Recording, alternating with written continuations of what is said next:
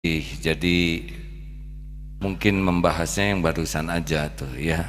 Baik. Karena pernah dengar santri ada ngobrol di sini, Ustaz. Saya sambil lewat, katanya mereka berdua ngobrol, bilang begini, saya nih oleh kiai saya nggak boleh jadi ulama. Kenapa? Kata yang saya dengar aja di obrolan mereka tanpa ingin mendengar ya, kedengaran sendiri. Karena mereka keras, salah mereka sendiri. Karena saya nggak boleh pengen jadi ulama. Terus kenapa? Kata guru saya, katanya kamu mah cukup jadi orang soleh aja.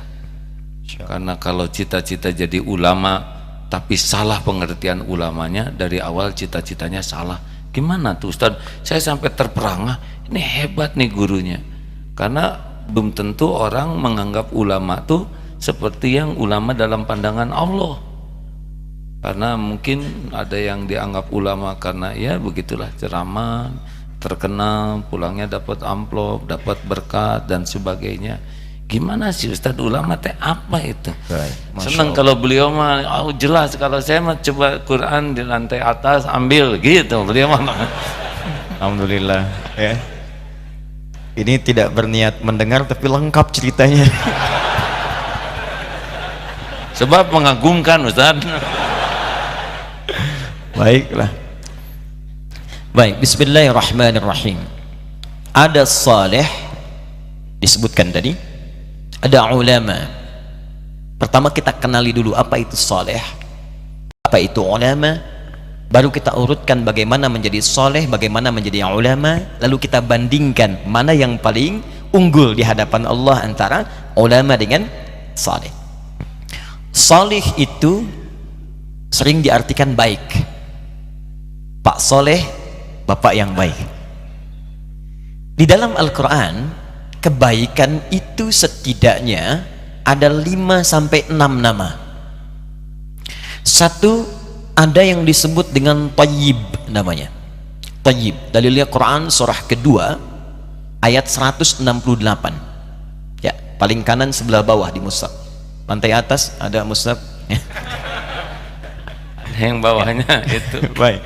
Ya ayyuhan nasu kulu mimma fil ardi halalan thayyiba. Kalau disebutkan thayyib itu artinya baik fisiknya, sehat.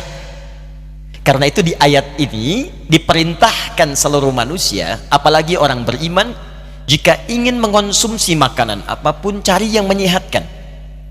Tidak semua yang diinginkan itu mesti dimakan. Tidak semua yang disukai itu mesti dikonsumsi. Kata Allah, kalau anda ingin sehat, sederhana, cari makan dengan cara yang halal. Dari yang halal itu belikan yang menyehatkan untuk tubuh kita. Ya, kalau memang nasi kita makan sehat, ambil nasi. Kambing menyehatkan, silahkan makan daging kambing. Tapi kalau kemudian itu berpotensi mengganggu kesehatan kita, jangan dikonsumsi, kata Al-Quran. Karena itu kalau orang Arab ditanya, kaifa haluk ya akhi, apa kabar? Dia menjawab, alhamdulillah ana thayyib. Itu asalnya saya sehat, fisik saya baik. Cuma kan ada orang yang fisiknya baik, sehat, cuman kan pikirannya kurang sehat. Ya, ada Bang Thayyib 2 kali puasa, 2 kali lebaran, dia sehat gak pulang-pulang gitu. Ya, artinya ada yang kurang sehat dengan pikirannya. Nah, kalau kita ingin katakan fisiknya baik dan pikirannya pun baik, sifatnya baik, sehat dan jujur, sehat dan sabar, sehat dan tawadhu, sehat dan rendah hati, maka sifat berubah kemudian namanya dalam Al-Quran menjadi khair. Apa namanya? Khair. Turun Quran surah ketiga Ali Imran ayat 110, sebelah kiri paling atas di mushaf. Kata Allah, kuntum khaira ummatin ukhrijat linnas. Kalian itu orang Islam, kalian umat yang terbaik, punya sifat yang istimewa yang pernah dilahirkan untuk semua manusia. Di An-Nas itu menunjuk pada semua manusia.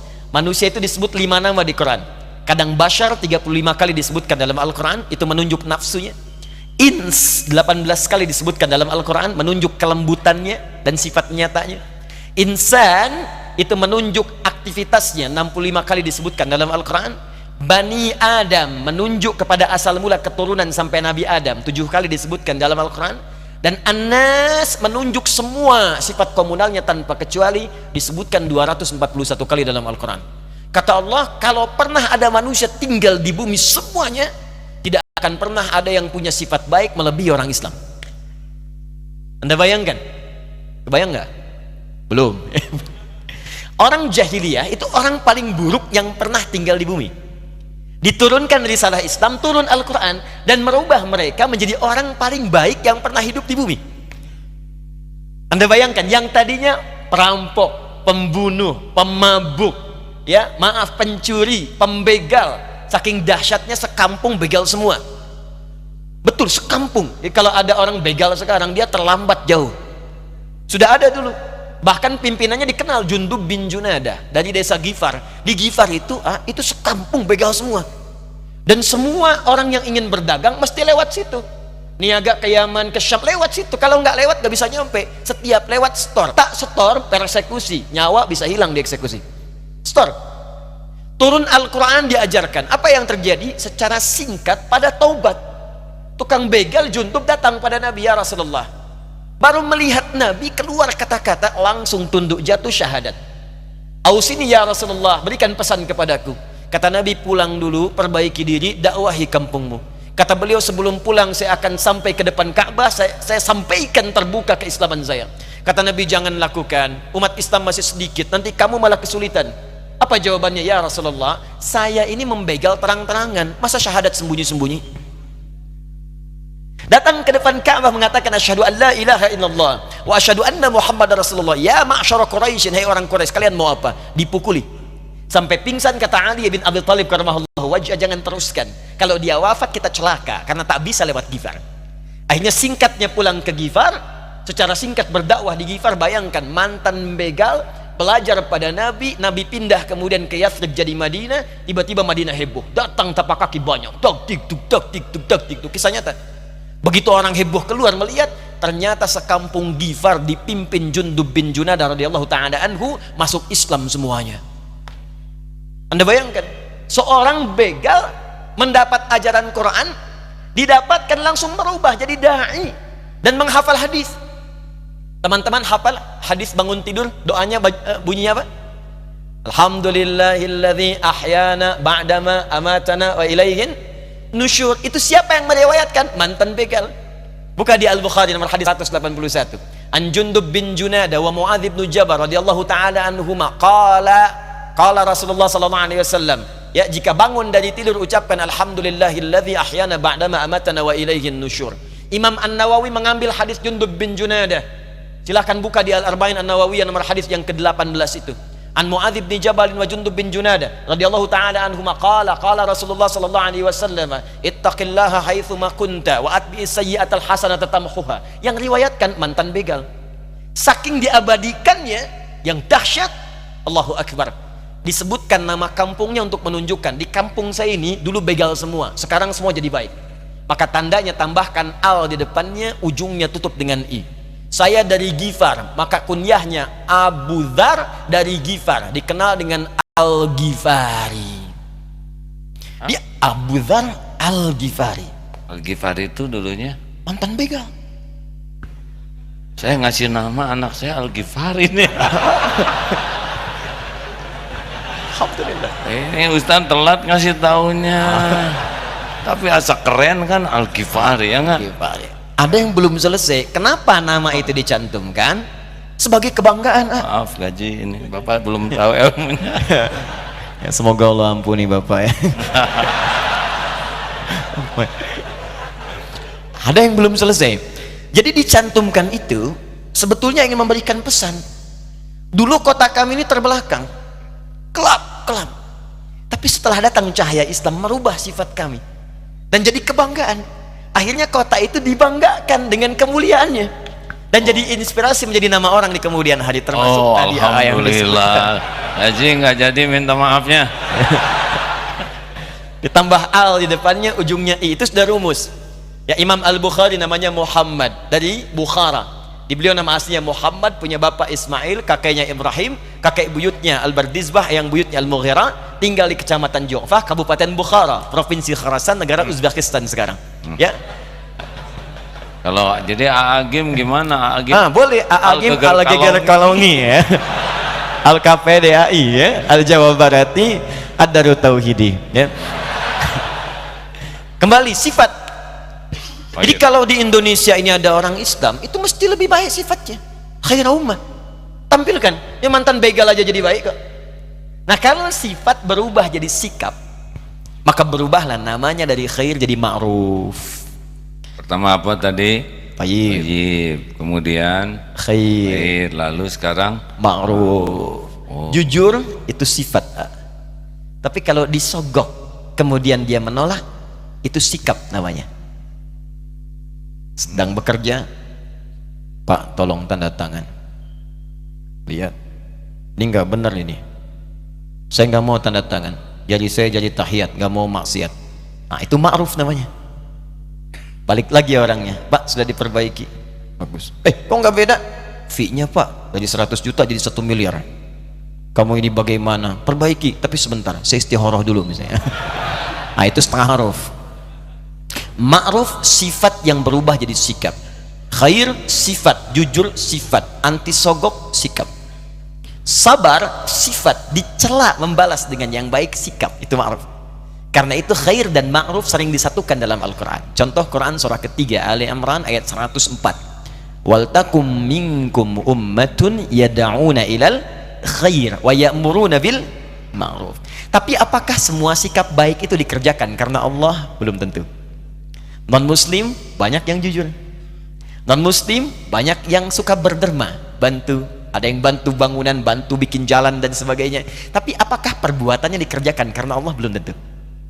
Nah, ketika kebaikan tadi dikerjakan karena Allah, maaf, jujurnya karena Allah, kerja karena Allah, mengajar karena Allah, tadi yang bertahan di pesantren karena Allah, maka berubah kemudian kata ma'ruf ini menjadi ihsan. Ihsan. Ya, hadis Muslim nomor hadis yang ke-8. Dikutip oleh Al-Imam An-Nawawi dalam Al-Arba'in nomor hadis yang kedua. An ta'budallaha ka'annaka tarahu fa illam takun tarahu fa innahu yarak. Engkau menjadikan, perhatikan cara menerjemahkannya. Saya mohon izin tidak bermaksud mengajari, hanya menyampaikan apa yang guru kami telah sampaikan. An ta'budallaha, engkau menjadikan semua aktivitasmu sebagai ibadah karena Allah. Minumnya ibadah, makannya ibadah, kerjanya ibadah, belajarnya ibadah, mengajarnya ibadah, semua aktivitas, merawat rumah tangga ibadah, semuanya. Ka'annaka tarahu fa illam takun tarahu fa innahu yarak. Walaupun kau tak mampu menyaksikan Allah saat beribadah itu, maka rasakan Allah sedang mengawasi kita. Jadi kalau kita sadar sedang diawasi Allah dan itu membuncah dalam jiwa kita, mustahil berbuat maksiat. Anda akan minum dan sadar saat akan minum sedang diawasi oleh Allah, maka mustahil menyentuh minuman yang diharamkan oleh Allah. Orang sedang bekerja ditawari korupsi, merasa diawasi Allah, mustahil korupsi. Itu ihsan namanya. Di Quran surah ke-46 ayat ke-15, ihsan. Nah, sekarang kalau kita gabungkan thayyib badannya sehat fisiknya, khair sifatnya mulia, ma'ruf sikapnya baik, ihsan dikerjakan karena Allah semua kebaikan itu, menggabungkan 4 ini, maka itu yang disebut dengan salih. Di salih gabungan dari thayyib, khair, kemudian ma'ruf dan ihsan. Karena itu Allah memberikan kalimat fitrah dalam Al-Quran. Setiap orang tua, bahkan sejak anaknya dalam kandungan, pasti mengharapkan anak yang soleh. Buka Quran surah ke-7 ayat 189.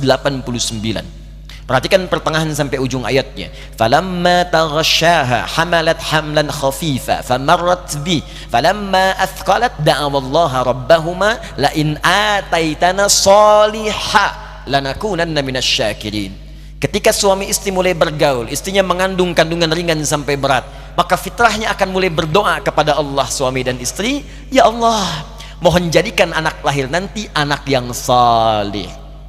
Saya belum pernah dengar ada orang berkata, ya Allah jadikan anak saya anak yang thayyib. Pasti saleh. Jadi saleh itu gabungan tadi dari thayyib, masih ingat? 2, khair, yang ketiga ma'ruf, 4, ihsan. Tahan sebentar sebelum masuk ke ulama. Ada yang ke-6. Yang ke-6 disebut birrun namanya. Al-birru. Ya, al-birru. Kalau birrun artinya kebaikan yang lahir setelah buruknya hilang. Ya, kebaikan yang muncul setelah buruknya hilang. Ada orang berbuat buruk, ditinggalkan keburukannya, lantas berubah menjadi baik. Marahnya ditinggalkan jadi sabar, sombongnya ditinggalkan jadi tawadhu. Maka kebaikan yang muncul setelah meninggalkan yang buruk disebut apa? Birrun. Kalau melekat pada pelakunya disebut dengan mabrurun. Ada haji apa yang populer? Mabrur. Kenapa disebut haji mabrur? Karena saat dia berada wukuf di Arafah, dia istighfar, dia mengenali keburukannya, dia tinggalkan itu, dia lontari, datang ke Muzdalifah mengambil batu, dia lontari di Jamarat, dicatat. Makanya sebelum haji catat dulu, kenali diri kita keburukannya. Jangan gengsi, tanyakan pada pasangan hidup, tanyakan pada anak, tanyakan pada orang tua, ibu tanyakan pada suami. Ayah, mama mungkin banyak salah. Emang? Ya nggak apa-apa ya, sampaikan saja untuk ditobati, tulis. Nyampe di sana rinci. Makanya ketika lontar jumrah kita melontar sifat kita. Bismillahirrahmanirrahim, Allahu Akbar. Hadisnya sama dengan yang nyembelih di sini. Waktunya sama. Yang di sana melontar, di sini menyembelih tanggal 10 itu. Kalimatnya sama, di sana Bismillahirrahmanirrahim Allahu Akbar, di sini Bismillahirrahmanirrahim Allahu Akbar. Apa yang dilempar? Sifat hewani dari kata bashar tadi, nafsunya. Ya, karena itu sifat hewan disembelih, hewannya di sini, yang di sana melontar. Karena sudah dilontar, hilang buruknya, pulang-pulang membawa kebaikan. Itu yang disebut haji mabrur.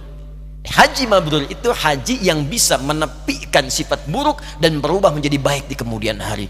Karena itu diingatkan oleh Nabi, kalau sudah haji, sayang, udah fisik, harta, tenaga, waktu, jangan ditukar. Surga yang sudah diberikan oleh Allah itu, jaga itu dengan baik, jangan ditukar dengan maksiat lagi. Dilekatkan kalimat haji di situ, bukan gelar, pengingat. Jadi kalau ada yang menyebutkan Pak Haji, itu bukan gelar, ingat, pengingat, jangan sampai kebaikan Anda luntur lagi. Nah, kembali kepada tadi salih, fokus baik-baik. Di salih itu umum, mencakup semua sifat ma'ruf. Umum salih itu. Ma'ruf itu kebaikan dikerjakan karena Allah. Salat baik dikerjakan karena Allah, ma'ruf. Sedekah ma'ruf. Puasa ma'ruf, umum. Jadi soleh itu baru nama umum. Bisa Anda pilih di antara sekian yang umum itu, mana yang ingin Anda capai.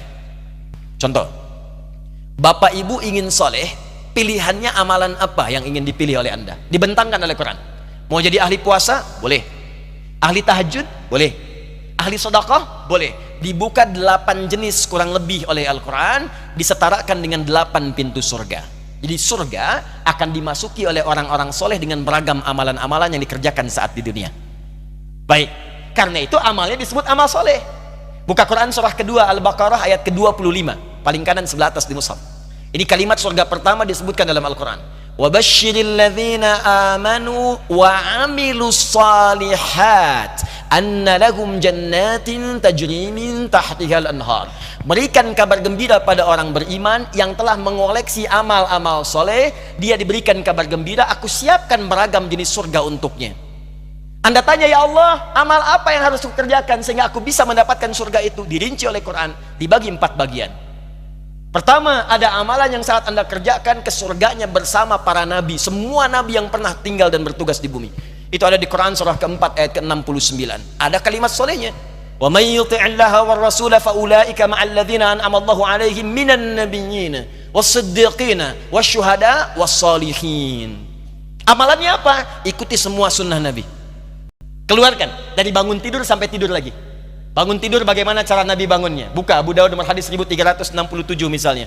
Kata Ibnu Abbas, Nabi itu duduk dulu. Karena Nabi sallallahu alaihi wasallam idza staiqadha min naumihi fajalasa wa masaha bi yadihi min athari naumihi faqara khawatim surah Ali Imran. Nabi kalau bangun dari tidur tidak langsung bangun, duduk dulu, menghilangkan bekas ngantuknya, baru kemudian berdoa. Jadi kalau berdoa jangan bangun langsung doa, gak akan sadar.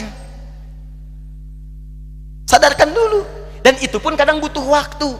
Bangun jam 3 mau sadar, begitu lihat jam 5. Sadar dulu. Mau makan, lihat Nabi tuntun. Mau ke toilet, lihat Nabi. Makanya silahkan cek, bandingkan dengan ajaran manapun. Anda hanya akan temukan dalam Islam semua pekerjaan kita ada bimbingannya dari Nabi berupa doa. Itu bimbingan. Nah, kita keluarkan.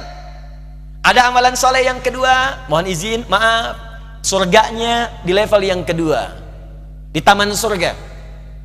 langsung diberikan kenikmatannya oleh Allah. Taman surga ini indahnya, semua kenikmatan diberikan oleh Allah dan letaknya indah sekali. Itu ada di Quran surah ke-51 ayat 15 sampai 23. Apa amalannya? Kata Allah, rajin tahajud. Saya bacakan ayatnya. Innal muttaqina fi jannatin wa uyun. Ada orang soleh yang takwa yang akan tinggal di taman surga. Apa amalannya? Akhidhina ma atahum rabbuhum innahum kanu qabla dzalika muhsinin. Mereka akan mendapatkan semua langsung dari Allah pemberian surganya. Jadi kalau yang di bawah itu yang melayani wildanun mukhalladun. Ya, ada yang pengen minum, datang tiba-tiba. Kalau laki-laki datang bidadari surga. Cantiknya tak terlukiskan. Mala ainun ra'at wala udhun sami'at wala khatara ala qalbi bashar. Lihat istri sendiri nggak akan sebanding dengan itu. Ya, beda jauh. Seperti mutiara. Ya, seperti berlian, nampak indah. Dibawakan gelas-gelas, masya Allah, bi akwabi wa abarika wa ka'sin min ma'in. Gelasnya terbuat dari emas mutiara yang berkilauan. Kalau ibu perempuan dilayani pangeran-pangeran surga, indah. Tapi, silakan. Jadi kita kemana itu nanti? Insya Allah nanti kita pilih di belakang, nanti ada. Oh, iya, siap. Akan terlihat. Siap. Baik. Tapi di taman surga yang berikan langsung Allah, indah. Dan sebelum masuk ke sini, dia diperkenankan melihat Allah tanpa hijab. Quran surah ke-75 ayat 22 sampai 23. Wujuhu yawma idzin nadhirah. Ada orang yang wajahnya berbinar, gembira luar biasa. Bukan karena masuk surganya. Ila rabbiha nadhirah. Karena ia bisa menatap Allah yang dirindukannya yang tak pernah nampak. Anda berpisah dengan putra Anda 20 tahun. Dia katakan saya mau datang. Di bandara landing pesawat jam 7. Ibu akan datang jam berapa? Bahkan ada yang menginap untuk menyambutnya. Dan suasananya luar biasa. Sekarang kita diberikan nikmat, kebutuhan, kesehatan, kenikmatan oleh zat yang tak pernah nampak di bumi. Kita merindukannya. Dan tiba-tiba berjumpa, bagaimana kerinduan kita terbuncah saat itu. Saya ingat almarhum Kiai Haji Arifin Ilham, guru sahabat kita. Saya menengok beliau di rumah sakit sebelum wafat. Ustaz Hadi, abang sedang nunggu deh. Ya bang, liqa'ullah, mau ketemu Allah, makanya pas mau wafat itu dituliskan kan oleh beliau liqa'ullah, dan dipersiapkan. Tidak ada kerinduan tertinggi ketika berjumpa dengan Allah dan Rasulullah SAW. Taman surga. Kalau Anda inginkan itu, apa amalannya? Dia orang muhsin, kata Allah. Semua mengerjakan karena Allah. Jadi semua karena Allah, lillah, lillah, lillah, lillah. Karena semua karena Allah, Allah pun merindukannya. Ya, Syekh Jamaluddin Al-Afghani pernah mengajar kemudian di Jamiah Islamiyah di Madinah Munawwarah. Saat mengajar, itu beliau pernah sakit, merasa sakit. Cek ke dokter, kemudian balik karena hasil belum keluar lab. Berapa hari kemudian beliau meminta muridnya untuk ngambil hasil karena beliau ingin mengajar dulu. Begitu ngambil hasil, menangis muridnya di luar. Kenapa? Katanya, ayo masuk sini. Menangis, tak sanggup menyampaikan. Kamu tenang dulu. Begitu selesai beliau sampaikan, guru, hasil dari lab menunjukkan, kata dokter, usia guru sudah tidak lama lagi. Penyakitnya begitu kronis. Semua murid menangis pada saat itu. Tapi perhatikan bagaimana guru mulia ini menjawab. Kalian kenapa bersedih? Kalian kenapa bersedih? Aku sudah lama merindukan Allah untuk berjumpa dengannya. Sekarang Allah merindukan denganku, merindukan pertemuan denganku untuk segera aku menemuinya. Ketika Allah merindukan aku, kenapa aku harus menangisinya? Allah. Karena itu ketika pulang dibalas dengan indah oleh Allah. Apa amalannya saat di dunia? Kanu qalila minal laili ma yahja'un. Orang ini, kata Al-Quran, sedikit tidurnya, malam bangun. Di dalam rumus fikih, kalau sudah disebutkan di Quran, jangan ditambah, jangan dikurang. Kata Quran, sedikit tidur, dihilangkan dia tidur, ditambah sedikit-sedikit tidur, yang nggak bangun. Ya, wabil asharihum yastaghfirun. Ini rumus. Kalau selesai tahajud, kalau bisa jangan sampai pas subuh, menjelang subuh. Sisanya dipakai istighfar. sebelum subuh. Subuh 4:06 ya, jam 4 kurang seperempat, 4 kurang 10 selesai istighfar. Itu disebutkan oleh Quran, ahli istighfar di waktu sahar adalah orang yang seakan ahli surga yang sedang berjalan-jalan di bumi. Istighfar ya. Allahu akbar, bil ashari hum yastaghfirun wa fi amwalihim haqqul lisaili wal mahrum. Senang sedekah, senang sedekah, mau diminta mau nggak diminta, punya anggaran di sehari itu, punya anggaran walaupun cuma sedikit, yang penting sedekah, dia ngejar amalan itu ya. Apapun itu, mau wakaf, mau infak, mau macam-macam. Saya senang nih, biasanya di Darut Tauhid selalu ada itu kesempatan begitu, tawaran tuh untuk masjid kah, untuk wakaf pesantren kah, dikejar. Jadi dia tuh punya anggaran untuk pulang. Itu yang kedua. Yang ketiga, level orang soleh yang ditempatkan di surga, rumahnya seluas langit dan bumi. Wah, itu silahkanlah, mau maraton, mau koprol, mau sepedaan, mau nggak nyampe-nyampe tuh ya. Sepeda emang ada sepeda di surga? Bahkan bukan cuma sepeda, AA merindukan apapun baru kepikir langsung ada. Kuda bisa, bisa. Saya ke Darut Tauhid misalnya, diajak oleh AA misal melihat kuda, belum sempat naik, tiba-tiba jalan mau ceramah meninggal misal. Begitu wafat, Allah berikan kemudian anugerah surga. Ini level yang paling rendah, yang keempat misal saja, misal. Kata Allah yang keempat ini pun yang nggak disebutkan, itu kalau minta apapun. Al-Baqarah ayat 25 ya, kullama ruziqu minha min thamarat rizqan qalu hadzal ladzi ruziqna min qablu wa utubihi mutasyabiha. Tiba-tiba begitu masuk surga yang ini, ingat kepikiran pertama kali begitu wafat, kan belum naik kuda, masuk ke sini ingat, ya Allah kuda kim celing, wa utubihi mutasyabiha, diberikan persis seperti yang terfikirkan di benaknya. Waduh. Ya Allah, tapi agimnya nggak ada. Misalnya ajak pling. Ya, saya kan belum meninggal. Ternyata di atas saya gitu. Bisa ada. Jadi ada level yang seluas langit dan bumi. Amalannya apa? Di Ali Imran ayat 133 sampai 134. Paling kanan sebelah atas di mushaf. Itu dia rajin infak. Alladzina yunfiquna fis sara. Pertama istighfar dulu. Wasari'u ila maghfirati min rabbikum. Ayo cepat bergegas introspeksi diri, istighfar. Jalan ke sini istighfar, pulang dari sini jalan istighfar, istighfar, astagfirullah. Kan banyak salahnya. Mata berapa kali salah ayo dalam hari ini saja. Telinga berapa kali salah dengar, lisan berapa kali salah ucap. Jadi kalau merasa banyak salahnya, tutup dengan istighfar. Astagfirullah. Wa jannatin arduhas samawati wal ardu 'iddatil muttaqin. Dan aku siapkan bagi orang-orang tertentu surga seluas langit dan bumi, yaitu orang takwa dari kalangan orang soleh. Apa amalan solehnya? Alladzina yunfiquna fis sarai wad dharra. Gemar berinfak walaupun dia sedang terbatas, masih infak juga. Nggak punya pun masih merekomendasikan, coba datangi si fulan, mungkin dia bisa memberi. Wal kadhiminal ghaidha, ini yang beda, sanggup menahan amarah. Itu nggak mudah. Wal 'afina 'anil nas, bisa memaafkan kesalahan orang. Wallahu yuhibbul muhsinin, Allah senang dengan yang berbuat baik. Ja'far As-Shadiq itu menunggangi betul ayat ini, mengajarkan kepada pembantunya. Satu kali sedang ada tamu begini ya, pembantunya itu dulu tuh biasa orang bantu ulama, bukan untuk bantunya supaya dapat ilmunya. Saya waktu belajar dulu saya bawakan tasnya guru saya, kitabnya, cuma sambil bawa tas itu kita nanya apa hukum ini, alhamdulillah dapatnya banyak.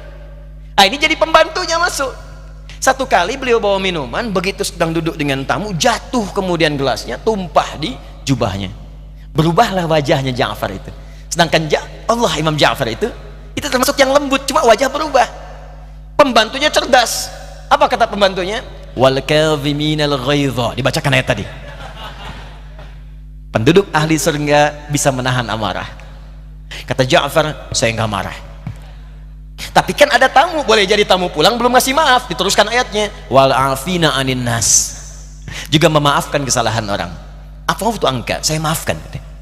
Cuman saking cerdasnya tahu bahwa Ja'far itu punya anggaran setiap hari untuk sedekah minimal 1000 dirham. Di kantongnya selalu ada. Hal itu belum sedekah. Diteruskan ayatnya, wallahu yuhibbul muhsinin. Kata Ja'far, sudah jangan diteruskan lagi. Ini ambil, saya bebaskan kamu sekarang dari membantu saya. Udah pintar. Nah, jadi amal soleh itu banyak. Di antara amalan soleh yang terbentang, dibukalah pintu surga. Yang ahli puasa, pintunya Ar-Rayyan, pintu tahajud, ada pintu sedekah. Tapi ada satu pintu yang saat dibuka akan memasuki semua pintu-pintu itu. Itulah amal soleh yang bahkan disebutkan dari hadis Ibnu Majah, nomor hadis 233, riwayat sahabat Abu Darda radhiyallahu taala anhu, adalah pintu para pewaris Nabi. Siapa mereka ini? Wa innal ulama'a warathatul anbiya wa innal anbiya'a lam yurithu dinaran wala dirhaman walakinnahum awrathul ilma fakhudhuhu bihadhin wafir.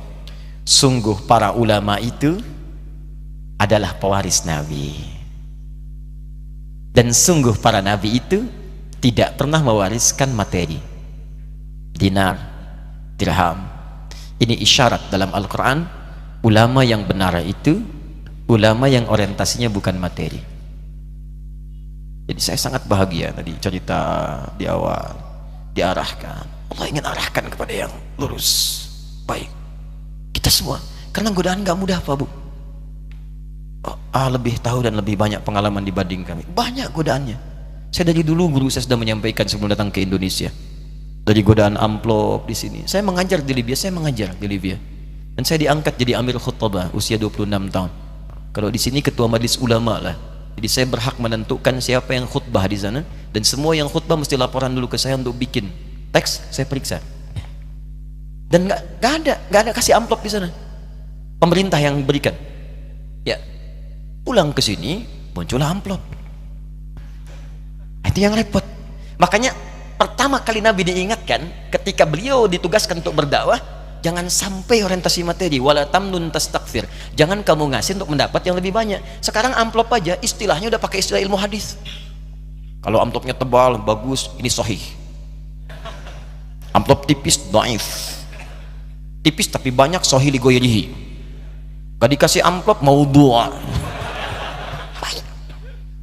Ada yang istilahnya air, datang kemana aja, itu airnya air hujan. Ya, tapi nggak bisa datang, cuman orang datang banyak, terbatas, itu airnya sumber air. Ya, nggak akan datang kalau nggak ngalir, itu seperti PDAM. Ya, kalau nggak dibayar nggak akan ngalir. Itu ada yang seperti itu dihindari. Maka yang pertama kata Nabi, kalimatnya ulama itu bagian dari amal soleh, dan tingkatnya tinggi karena mewarisi Nabi. Dan Nabi mewariskan pengetahuan, karena itu di antara urutan orang-orang soleh tadi, tingkat tertingginya langsung di bawah kriteria para nabi itu ulama. Nggak mungkin ada ulama kecuali soleh, karena urutan tingkat soleh nomor satu itu ulama, jamak dari kata alim. Makanya ada riwayat mengatakan fadlul alim alal abid ka fadlil qamari ala sairil kawakib. Jikalau seorang sudah alim, punya ilmu, dan dia beribadah dengan ilmunya, dibanding orang soleh biasa yang cuma sholat, itu beda pahalanya tinggi. Pahalanya, pengen tahu pahalanya? Anda kalau belajar berilmu, kemudian mengamalkan dengan ilmu itu untuk ibadah, maka pahalanya sejumlah benda-benda yang ada di langit. Hitung sendiri. Kalau standar ibadah saja, misal sholat, nggak belajar fikih sholat, yang belajar cuma sederhana aja, takbir, ya sampai salam, yang penting hafal bacaan, tahu gerakan, tapi nggak ngerti artinya, nggak paham apakah itu takbir maknanya apa, doa ruku nggak ngerti, doa sujud nggak paham, tetap dapat pahala, menggugurkan kewajiban, pahala dapat. Berapa pahalanya? Buka Quran surah ke-6 ayat 160, man jaa bil hasanati falahu asyru amthaliha. Siapa yang mengerjakan satu kebaikan yang punya nilai pahala. Jadi hasanah itu artinya kebaikan yang ada pahalanya. Makanya kita berdoa, Rabbana atina fid dunya hasanah, ya Allah jadikan semua aktivitas kami di bumi, di dunia ada pahalanya. Salat diantaranya, ya setiap mengerjakan perbuatan hasanah 10 pahalanya. Salat di Quran disebut hasanah. Buka Quran surah ke-11 ayat 114. Aqimis salata tarafain nahar wa zulatan minal lail innal hasanati yudhibnas sayyi'at. Tunaikan salat di kedua siang sampai malam, subuh sampai dengan isya. Sungguh salat itu perbuatan hasanah yang bisa mengentaskan keburukan. Jadi kalau sekali sholat walaupun tak paham maknanya dapat pahala 10. 10 itu ngitungnya jangan begini 1, 2, 3, terlalu kecil. Anda ke masjid saja, ke sini ke Darut Tauhid, datang ke masjid dengan niat ibadah, baru datang, belum ngapa-ngapain, tapi niatnya ibadah, baru datang. Di hadis Muslim disebutkan 25 kebaikan. Jarak satu kedua 500 tahun, dua ketiga 500 tahun, tiga keempat 500 tahun. Jadi kalau ada orang sekali tadi sholat zuhur dapat 10, jarak satu keduanya 500 tahun, dua ketiga 500 tahun, dari sekali sholat dapat 5 aban. Kalau ada yang meninggalkan sholat, ruginya luar biasa. Ada orang nggak sholat, ruginya luar biasa. Tapi kalau ada orang dengan ilmunya kemudian dia sholat, dia belajar fikih, bagaimana cara takbir, oh begini caranya, angkat sejajar dengan bahu. Dari mana tahu ya? Dicari, oh ini Al-Bukhari riwayat Abu Hurairah nomor hadis 711, di Muslim hadis 1397, 397 diangkat begini sejajar dengan bahu. Ada yang sejajar dengan daun telinga, ditemukan di An-Nasai, dicari sampai kisahnya. Apa maknanya ini? Oh maknanya begini, kalimatnya apa? Allahu Akbar. Lalu setelah paham dipraktikan.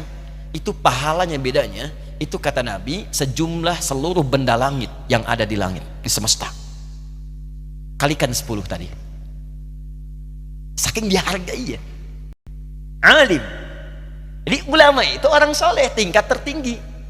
Orang ulama pasti beribadah. Gak ada ulama yang gak ibadah. Silahkan cek. Ya, ketika disebutkan dalam Al-Quran surah Fatir, surah 35. Surah 35, ayat 7 sampai 28. Kata Allah, saking khusyunya ulama ini, bahkan tidak ada yang paling khusyuk dalam ibadahnya setelah urutan para nabi kecuali ulama. Innama yakhshallaha min ibadihi ulama. Sungguh yang paling takut, paling khusyuk kepada Allah di kalangan manusia biasa pasti ulama. Sholat takut kalau nggak diterima, takut. Berfatwa takut, nggak sembarangan fatwa, nggak sembarangan. Jadi ulama itu nggak sembarangan, takut kalau bicara salah, takut keliru. Jadi mustahil kemudian keluar kata-kata bahkan yang bertentangan dengan hukum-hukum Al-Quran atau menyinggung Nabi Sallallahu Alaihi Wasallam misalnya, itu mustahil. Ya, jadi ketika disebutkan ulama itu artinya orang soleh urutan nomor pertama, dan pertama disebutkan dari kalangan ulama ini adalah ahli Al-Quran. Jika ada ulama ahli Al-Quran, Qurannya diamalkan, Allahu Akbar, maka dia bisa membawa, maaf, ibu yang telah melahirkannya, bapak yang bekerja keras untuknya, istri yang mendampinginya, anak cucu yang mengiringi kehidupan di dunianya, dia bisa gandeng semuanya itu masuk surga, jadi pemimpin untuk keluarga besarnya ke surga.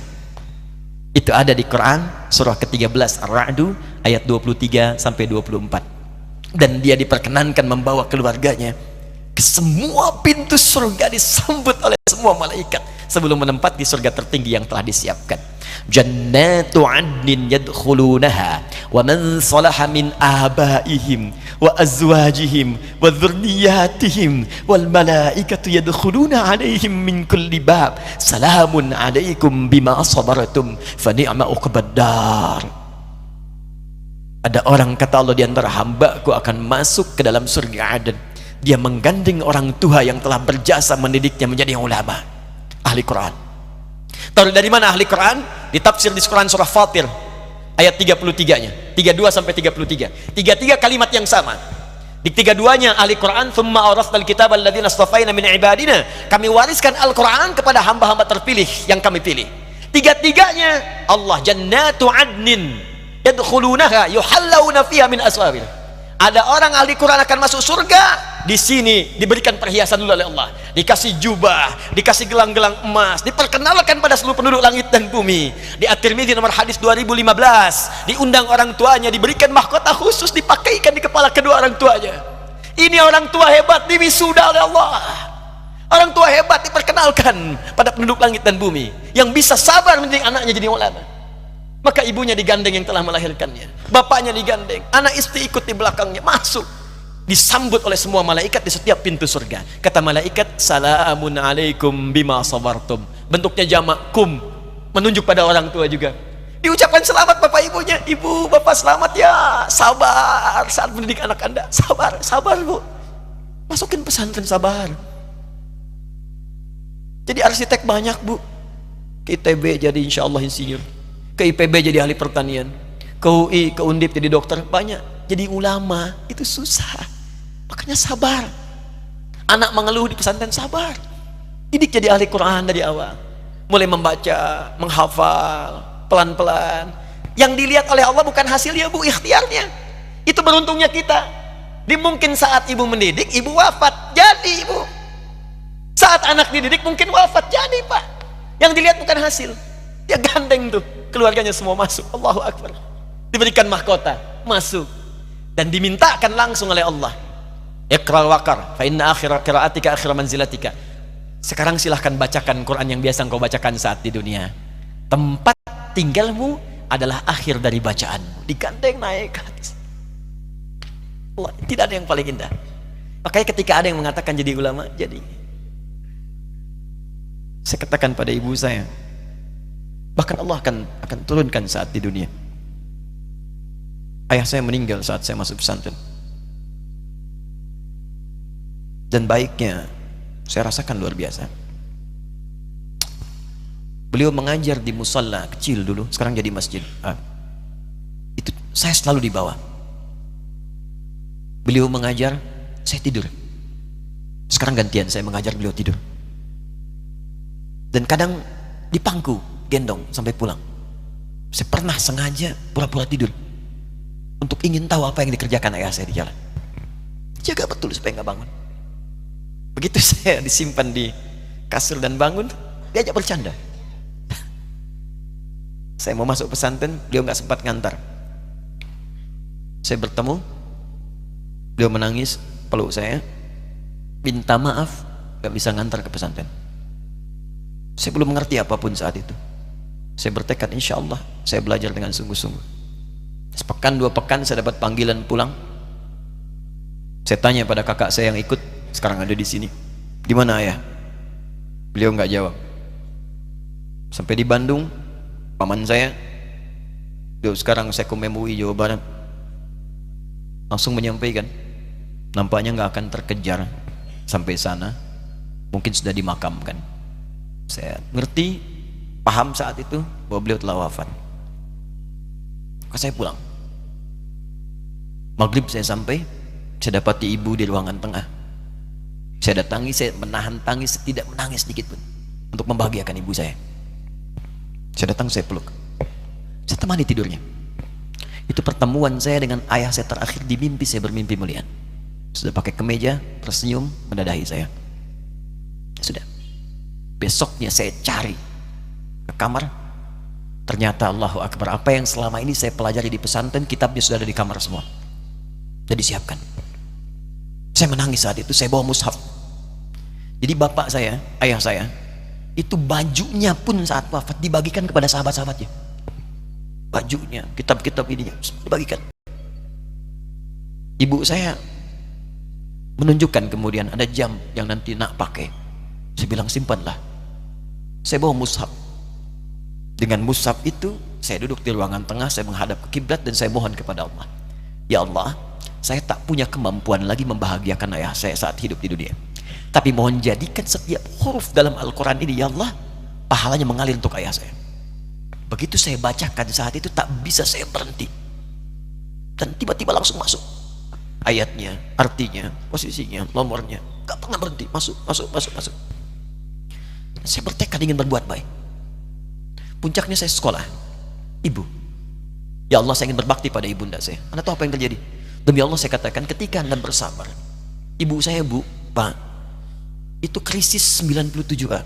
Waktu krisis saya masuk pesantren, saya diberikan sempurna bekal seperti anak-anak lain. Rupanya ibu saya sudah tanya kepada santi-santi, orang tuanya, berapa bekal Anda kasihkan? Dikasih yang paling tinggi itu dikasihkan pada kami tiap bulan. Saya terima. Satu kali libur saya pulang dari jauh, ibu saya tersenyum melihat sedang jemur pakaian, melihat saya. Begitu saya tiba, kaget saya. Ini kok pakaian ibu saya, pakaiannya nggak cocok dipakai gitu. Ini bukan pakaian ibu saya, kayak kain pel lah kalau sekarang. Saya masuk ke rumah, saya kejar, saya buka pakaiannya, lemarinya, saya nggak temukan sedikit pun. Saya kejar kakak saya, dia sudah siapkan makan. Kak perempuan kami yang kedua, mana pakaian ibu saya? Perhatikan jawabannya. Dia menangis saat itu. Dia bilang, mama itu telah menjual semua perhiasan dan pakaiannya untuk pendidikan kamu. Jual. Untuk kita, katanya. Jual. Dan bertahan dengan 150.000 per bulan saat krisis. Jadi rupanya ibu saya itu makan nasi sehari cuma sekali. Beliau mengajar. Di berangkat sekolah itu cuma makan pisang, minum kopi, makan nasinya malam. Saya bilang, ya Allah, saya akan ganti baju ibu saya dengan kain ihram dan saya gandeng tangannya di Masjidil Haram. Itu apa yang terjadi? Begitu saya kuliah di Libya, alhamdulillah, saya berangkat, saya mulai mengajar, saya serius belajar. Saat itu kemudian Allah mulai berikan jalan. Saya ingin sungguh-sungguh. Malam saya bangun, saya sholat, saya belajar, saya menghafal Quran, saya belajar riwayat Quran. Sampai puncaknya tiba, saya ditugaskan pemerintah Indonesia saat itu untuk jadi petugas haji di Mekah. Saya telepon ibu saya. Saya bilang, Ma, saya insya Allah akan haji 2010. Saya telepon Februari saat itu. Saya dengar suara, terbayang wajahnya indah, senyuman, bahagia. Alhamdulillah, nak. Kapan berangkat? Tahun ini insya Allah. Saya bilang, dan saya tidak akan pernah berangkat kecuali mama pun akan berangkat. Terdengar nada pesimis tapi senyum. Dari mana katanya? Allah akan kasih, saya bilang. Saya sedang bekerja, berusaha karena Allah. Mustahil Allah akan sia-siakan kita. Berapa butuhnya? Porsinya 25 juta. Kapan harus ada? Bulan Juni. Ya, jadi dari Februari ke Juni itu. Ya, Juli bukan Juni, Juli. Ya, jadi saya masih ingat tuh bulan 7, 5 bulan itu. Saya ibu, Pak, nabung saya. Saya beli tabungan, saya niatkan untuk ibu saya haji. Bulan Juli masih setor 25 juta. Jadi semua tabungan masukin situ. Ada yang ngajar ngasih, masukin situ. Masukin semua. Tepat sepekan sebelum itu kemudian didaftarkan, saya buka tabungan. Allahu Akbar, karunia Allah luar biasa. Tadi butuh berapa? 25 juta. Begitu dibuka, Masya Allah, 1 juta. Karena beasiswa nggak banyak, 1 juta. Tapi 3 hari sebelum daftar, entah dari mana ibu-ibu pengajian di KBRI datang, Ustadz, ibu katanya mau haji juga ya, Ustadz mau haji ya, ibu ikut ya, sudah nggak usah dipikirin, nanti kami yang pikirkan semuanya. Tiba-tiba dikirim, bayar porsinya di sana, dapat koper paling besar. Bayangkan, tadinya kopernya belum datang, telepon lagi, nak koper belum datang katanya. Saya bilang, Ma, tenang aja, apa hajinya nggak jelas ini? Tidak jelas, saya bilang, insya Allah. Ya, nah cuman beritanya berbeda. Begitu saya telepon lagi, Ma, gimana bisa? Nah, telah keluar pengumumannya. Kapan, Ma? 2013. Loh, kan saya hajinya 2010, nggak bisa, harus 2010. Lihat kalimat ibunda saya. Nah, jangan pernah mengambil hak orang lain. Allah kasih 2013, alhamdulillah. Saya bilang, Ma, kita tidak harus mengambil hak orang lain, tapi kita meminta kepada Allah yang memanggil kita. Boleh jadi Allah akan berikan tambahan kuota pada tahun ini. Doa lagi, minta, pulang ke masjid. Tiba-tiba ada sidang Oki di Istanbul saat itu, keputusan 1.000. Setiap ada 1.000 muslim, 1 kuotanya. Saat itu Indonesia dapat tambahan 22.000, termasuk ibu saya ada di situ. Ya, acara malam Al-Qadar 27 Ramadan, malam masih ingat betul, saya jadi MC dengan rektor pada saat itu. Saya nggak pernah bawa handphone, tiba-tiba handphone itu saya bawa, berbunyi kemudian telepon itu. Saya minta pada rektor izin, saya angkat dulu, diperkenankan. Saya kemudian ke belakang masjid, saya angkat. Tiba-tiba saya dengar suara sudah menangis. Nah, katanya, kenapa, Ma? Alhamdulillah, Mama bisa haji. Ternyata kuota itu termasuk ibu saya. 5 bulan, Pak. Wena biasa. Nggak bayar tambahan, nggak ada macam-macam, bisa berangkat. Begitu saya berangkat duluan, saya tungguin betul di apartemennya, di maktabnya sampai datang. Begitu sudah datang, saya nggak sapa. Saya lihat dari jauh. Bahagianya saya bisa mengganti pakaian tadi yang lusuh dengan kain ihram. Saya perhatikan, saya ikuti dari belakang. Di lift, saya ikuti. Di jalan, saya ikuti. Begitu sampai Masjidil Haram, saya gandeng tangannya. Ma, kita sama-sama. Labbaik Allahumma labbaik. Labbaik la syarika lak labbaik. Saya tawaf, saya gandeng ibu saya lindungi supaya dapat kenikmatan dalam tawafnya. Begitu saya rasakan bagaimana Sayyidah Hajar bekerja keras untuk Ismail. Saya balas di situ, saya gandeng tangan yang kanan. Saya minta pada Allah, muliakan ibu saya, ya Allah, muliakan ibu saya, muliakan, berikan saya kesempatan membahagiakannya. Cuman yang kanan digandeng, yang kiri kosong, karena sudah tidak ada. Ketika Anda belajar pun untuk menjadi ulama, Allah akan muliakan Anda. Orang tua Anda akan dapat bagiannya. Yang hafal Quran itu Musa, yang bisa haji bapak ibunya. Kemarin saya jadi Amirul Hajj dari kedutaan Saudi berangkat, membawa 350 orang rombongan. Siapa yang saya bawa? Ahli Quran, yang hafal Quran anak-anaknya. Ahmad Kamil, yang haji, pengajarnya, murabbinya, ibunya, temannya, banyak yang berangkat. Yang berangkat siapa? Calon ulama. Dijadi ulama itu jangankan sudah jadi, kalau benar caranya, baru bergerak pun Allah pasti akan jaga. Kalau benar caranya.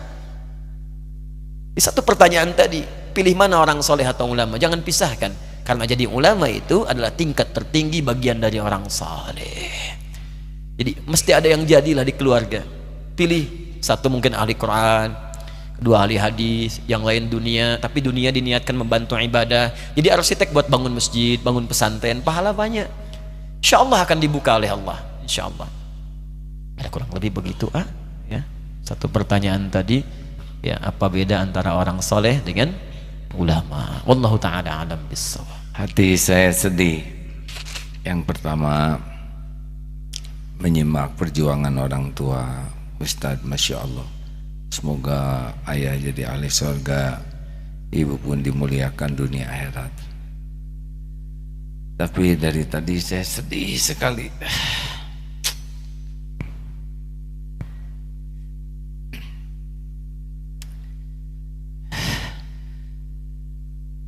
Mendengar uraian tentang ulama. Sejujurnya rasanya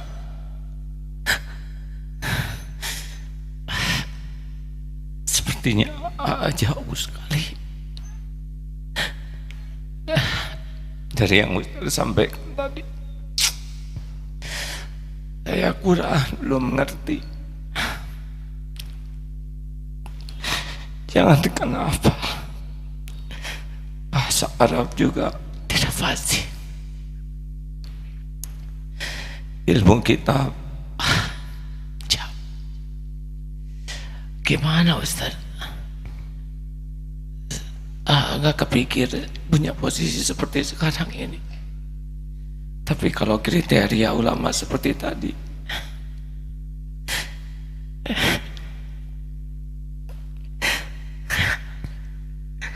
jadi tertekan sekali. Alhamdulillah, Allah memberikan jalan di dalam Al-Quran dengan membagikan kualifikasi ulama kepada dasar-dasar yang pokok yang dimiliki, lalu cabang-cabang di pengetahuan. Alhamdulillah, ulama itu banyak. Yang gak hafal Quran ada ulama dah hafal Quran. Yang tak bisa bahasa Arab banyak. Karena itu dasar dari ulama disebutkan di Quran, pertama keikhlasan. Iqra bismi rabbikal ladzi khalaq. Artinya Allah membuka peluang pada setiap orang untuk jadi ulama sepanjang dia mau ikhlas. Kedua, tafaqquh fiddin, Quran surah ke-9 ayat 122. Dia mau belajar, gak harus menguasai semua ilmu. Tidak, apa yang kita ingin ajarkan itu yang kita dalami. Sepengetahuan kami demikian.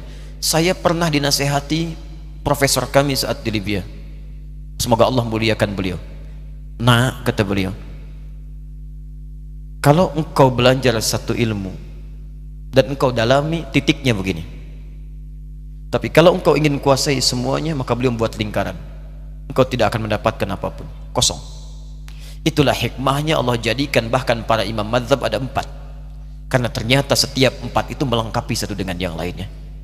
Kenapa Luqman disebut dengan Al-Hakim? Karena ilmunya memang ilmu hikmah. Gak ada yang lainnya. Luqman bukan ahli fiqih, Luqman bukan ahli tafsir, tapi belajar hikmah dipraktekkan. Saking dihormatinya, diapresiasi oleh Allah, diabadikan namanya dalam Al-Quran surah ke-31, surah Luqman. Imran bukan ulama, Imran orang soleh, tapi menyiapkan anaknya Maryam dekat dengan Allah, fokus ibadah, satu passion. Diberuntungnya turun ayat kata Allah, wa makanal mu'minuna liyanfiru kaffah. Tidak semua orang mesti berperang, semua berjihad. Ada pahala besar yang akan aku turunkan. Ya, falaula nafara min kulli firqatin minhum ta'ifah liyatafaqahu fid din. Hendaklah ada sebagian orang yang ingin bertafaqquh fid din. Ad-din itu Islam.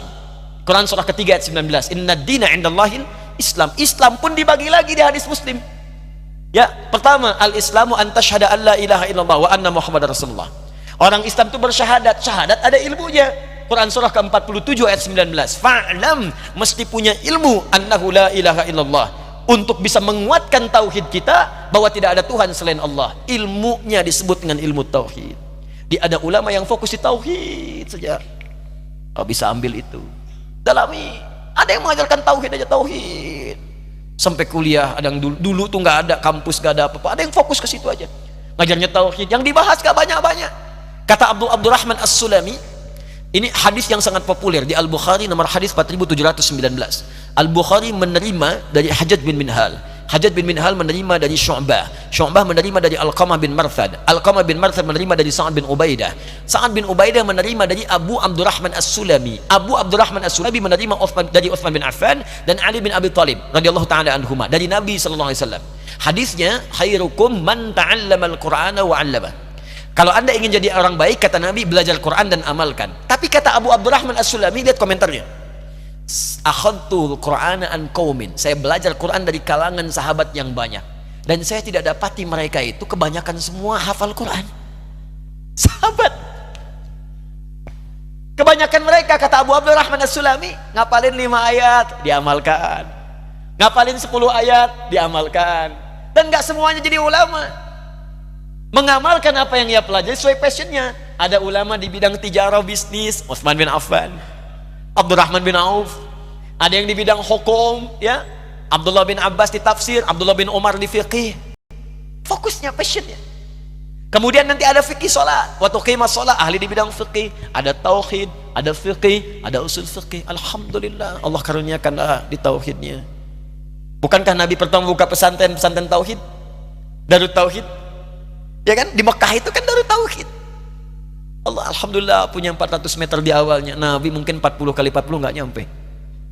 Dan itu wakaf. Makanya fitrah dakwah itu awalnya pasti itu wakaf, kontrak dulu. Nabi kan dulu wakaf, dipakai dulu tuh punyanya Arqam bin Abi Arqam, Baitul Arqam, Darul Arqam. Anak muda 17 tahun mewakafkan rumahnya untuk taklim Nabi. Peserta cuma 40 orang. Dikenal as-sabiqun al-awwalun. Yang diajarkan tauhid aja. Kalau Nabi tauhid. Tapi alumni Darul Arqam menyebar ke muka bumi, semua sukses dan berhasil membawa risalah Islam. 40 orang.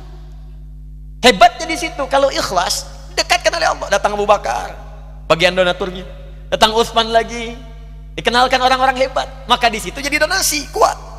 Makanya saat pindah ke Madinah, masjidnya lebih luas, lebih luas, orang lebih banyak lagi. Itu fitrah. Kalau kita ikhlas awalnya mungkin kontrakan, rumah biasa, Allah akan kirimkan orang-orang hebat dengan dananya, dengan supportnya, dengan kekuatannya. Ahli militernya masuk Islam, lah Khalid bin Walid, ahli militernya. Mungkin nanti panglima akan datang, ini akan datang, banyak orang datang. 12.000 akhirnya. Dari 40, Nabi punya 12.000 sahabat kemudian hari. 38 jadi panglima. Satu panglimanya bisa setara untuk menaklukkan Persia dan Romawi. Alhamdulillah, syukuri. Mau fokus di tauhid, fokus di hikmah, silahkan. Mungkin kami yang di fikih, ada yang di Quran, ya, fokus dan saling melengkapi. Alhamdulillah terakhir ini kami bersinergi, silaturahim, kiai-kiai ke daerah, terus ngumpulkan teman-teman. Saya mengusulkan, yuk kita bikin database para ustadz, kemudian passionnya, spesialisasinya dituliskan dan disebarkan ke masyarakat, tuh dirujuk. Ini loh, kalau mau belajar tauhid, ayo ke Agim, berangkat semua. Kita tunjukkan di situ. Yang mau tafsir ke Ustadz Fulan, hadis ke Ustadz Fulan, kita bikin database ya, sampaikan. Dan di situ ada saling melengkapi dan saling mendoakan. Saya doakan, sampai yang mentahdir saya pun dulu saya doakan. Yang mencela saya doakan. Saya nggak pengen punya musuh, cukup setan musuh saya sudah susah saya. Saya nggak pengen punya yang lain. Saya nggak mau pulang ke akhirat bertemu Nabi lalu ada orang dihukum karena saya nggak mau. Saya nggak mau. Ya, kata guru saya, nah kamu nanti siang berdakwah, tatap wajah orang-orangnya. Kamu malam sholat, minta sama Allah supaya dijaga, dan kalimat yang kamu sampaikan sampai ke jiwa mereka. Ikhlaslah, karena itu yang paling sulit. Karena itu untuk menjadi ikhlas, saya bikin yayasan Quantum Wakaf Institute. Itu semua aset yang sudah masuk kami jadikan wakaf karena Allah. Kami kirimkan murid-murid keluar untuk belajar. Kita siapkan sekolah-sekolah. Jadi begitu mereka pulang, mereka teruskan. Saya wafat digantikan. Selesai. Nikmat. Sudah. Dunia itu capek itu biasa. Bu, capek merawat anak, biasa Bu, karena dunia tempat capek. Nanti kalau kita sudah selesai Pak, istirahat, gak akan diganggu. Baru istirahat, dibangunin. Saya baru istirahat, dibangunin. Tadi pagi pertanyaan sekantong kresek. Belum napas, ada lagi. Biasa, capek. Nanti kalau udah istirahat yang sesungguhnya, selesai tugas kita, meninggal, enak istirahat. Ya Allah, nggak ada yang bisa ganggu. Orang meninggal dibangunin gak akan bangun-bangun. Istirahat kita, tinggal kita mendapatkan apa yang Allah janjikan. Jangan takut dengan kematian. Ayo kejar. Jazakallah khair. Yang lain ikut bersyukur ya, alhamdulillah. Aduh, hari ini hari terberat buat saya. Tadi naik sepeda ke Eko Pesantren 2 itu berat, capek. Tapi mendengar ceramah tadi, aduh hati saya hancur sekali Ustaz. Mungkin mudah-mudahan tidak ada yang memperhatikan wajah saya tadi, merah sekali. Lebih merah daripada kejemur. Karena ya seperti yang tadi diungkapkan, tapi jawaban Ustaz, Masya Allah, alhamdulillah melegakan. Saya juga belajar Ustaz ngapalin gitu. Gak malu di sini banyak santri penghafal Quran. Tapi ya itulah hadirin. Saya juga berusaha ngapalin yang di atas, di bawah seperti Ustaz ya. Tapi nggak ingat halamannya, hadirin. Ingat atasnya, bawahnya nggak ingat ayatnya, pusing saya. Semoga jadi kalau saya dari tadi dengar tuh asli itu ya, aduh ya Allah, jauh saya tuh apa ilmu saya di mana, beliau segala tahu, segala diomongin. Saya paling tahu soleh itu karyawan, kamu ini soleh ya, kamu udah punya istri belum? Sekarang kita tahu seperti apa ya, soleh itu ternyata dari thayyib, khair, ma'ruf wa ihsan. Ini Ustadz, saya itu sudah tua ya. Ciri-ciri orang yang sudah tua itu ada 3. 1, cepat lupa. Yang kedua dan yang ketiga saya lupa Ustadz. Lanjutkan Ustadz. Baik, silakan. Alhamdulillah. Silakan.